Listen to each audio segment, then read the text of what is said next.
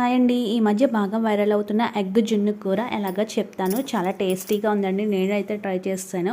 First ఒక 4 eggs వరకు beat చేసుకొని ఇలాగ ఒక బౌల్లో వేసుకొని దీంట్లో పసుపు, కారం, సాల్ట్, అదేవిధంగా గరం మసాలా పౌడర్ వేసుకొని బాగా మిక్స్ చేసేసుకొని ఒక గిన్నెలోని కింద స్టాండ్ పెట్టి అందులో వాటర్ వేసి కింద ఈ బౌల్ పైన పెట్టుకోవాలి. లేకపోతే ఇడ్లీ పాత్రలో పెట్టుకొని మూత పెట్టేసుకొని మనం మగ్గించుకోవాలండి స్టీమ్ మీద. ఇలాగ చాక్కి ఏమైనా అంటుకోకుండా వస్తే కనుక బాగా మనకి మగ్గిపోయినట్టు ఎగ్.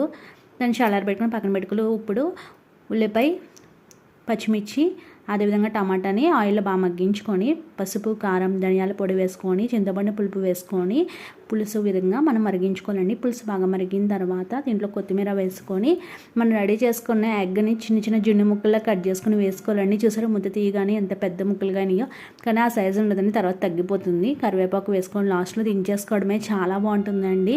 ఒకసారి ట్రై చేయండి. నచ్చిందా ఫాలో అవ్వండి.